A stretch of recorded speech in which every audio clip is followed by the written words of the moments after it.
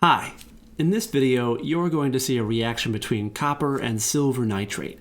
This is a classic redox reaction in which copper acts as a source of electrons and silver ion from silver nitrate acts as the thief of those electrons. The first thing we want to do is we want to weigh this copper and silver nitrate. The copper is simple because it's a piece of metal that we can easily put on a balance. Silver nitrate is a little bit more complicated because it is a powder and I can't weigh it directly on the balance. So instead we're going to weigh the silver nitrate and the container that it's in, and then I'll empty as much of that silver nitrate as I can into a reaction vessel, and later on we'll weigh the empty vessel to figure out how much silver nitrate went into my reaction.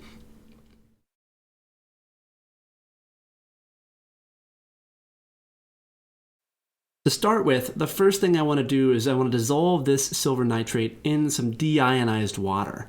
Deionized means that the water has been stripped of any ions that would otherwise interfere with the reaction.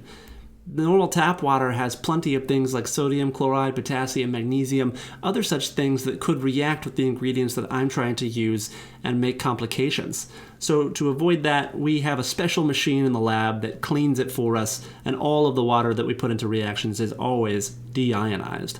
Once this silver nitrate is fully dissolved in water, I can put my copper metal in, and the reaction will start almost immediately.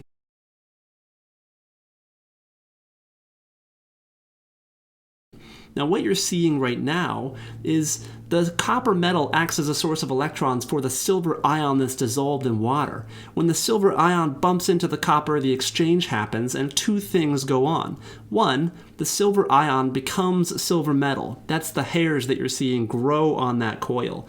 Two is that the copper turns into copper ion and dissolves into the water.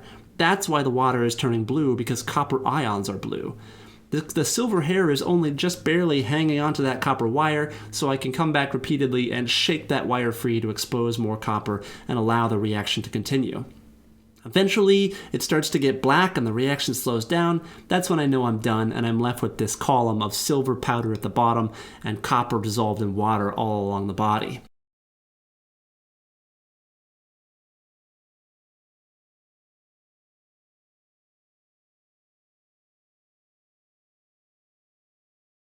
Now I need to first weigh a piece of filter paper because I'm going to pour this entire reaction through a filter paper to try to separate all of my silver metal from the copper dissolved inside water.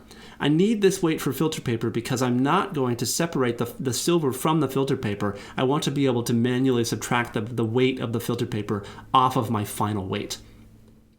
The filtration apparatus that we use is relatively simple. It's a filter funnel. It's just this piece of glass. It's conically shaped, and that piece of filter paper that you just saw. You have done filtration already. You probably filtered plenty of things in your life, say made coffee and filtered the caffeinated water from the beans that you'd rather not consume. We want to make this filter paper stick to our piece of glass, so I soak it with a little bit of deionized water before we start. And then I want to try to decant this blue copper-filled water. What that means is that I want to pour off as much of the water as I can without pouring any of the silver metal. Once the silver metal starts to come out, it will start to clog this filter funnel, and it makes it a real pain in the butt trying to get that stuff through there. Notice how clean the water is when it comes through. It seems to be cloudy when it's in the cylinder, but after going through the funnel, it is just a pure blue. Now, ultimately, that blue water is copper-filled, so that has to be disposed of, and it can't simply be poured down the drain, as copper ion is reasonably toxic to the environment. So instead, we have to put it in a special shipping container and send it to a company that can deal with that waste. Once I have my silver inside my filter funnel, I want to make sure that it is clean and copper-free as possible, so I want to pour as much deionized water as I can manage through there, and I want to try to get any silver that was stuck to my copper wire off of that thing and into my filter funnel.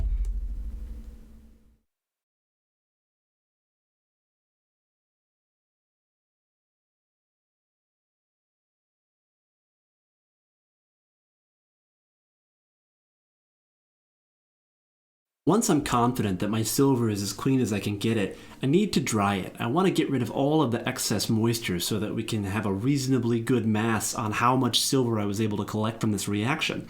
So I'll throw it into a beaker and pop it into an oven overnight. The oven will drive out any excess moisture, and that will give me a good reading on how much mass I was able to collect and therefore how efficient my reaction was. Recall, we still have one last thing to do. I need to get the weight of that empty silver nitrate vessel so that I know how much silver nitrate went into my reaction by taking a tare weight from my filled silver nitrate vessel.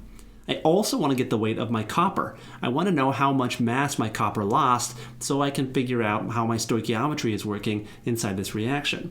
Initially, it weighed about 4.1 or 2 grams. It seems to have lost about 1.5 grams over the process of doing this reaction. Here is my finalized silver.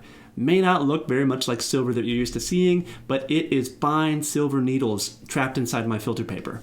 Now, I don't want to try to separate my silver from my filter paper, so I just weigh the two combined, and there is my final mass from this reaction.